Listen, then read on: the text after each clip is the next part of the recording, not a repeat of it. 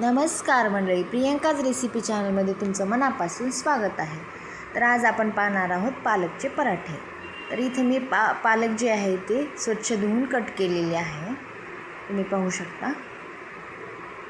त्यानंतर मी एका पातेल्यामध्ये थोडंसं पाणी टाकून ते पालक जे आहे ते थोडीशी मिरची लसूण टाकून शिजवून घेतलेले आहे.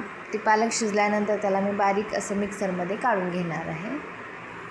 पाहू शकता मिक्सरमध्ये ती कशी झालेली आहे. त्यानंतर 2 वाटी गव्हाचं पीठ घेतलेलं आहे. गव्हाचं पिठामध्ये थोडंसं मी बेसन पीठ टाकलेलं आहे, कारण त्यामुळे जे आहे ना पराठे जे आहेत ते क्रिस्पी होतात.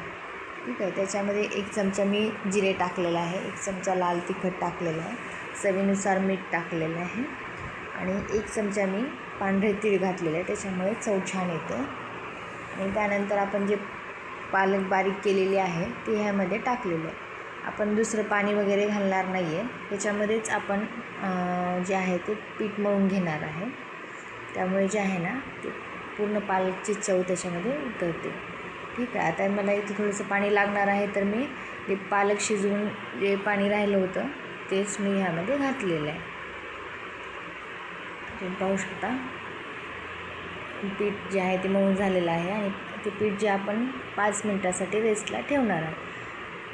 पाहू शकता. आता 5 मिनटानंतर मी ह्याचे पराठे छोटे छोटे पराठे लाटून घेणार आहे.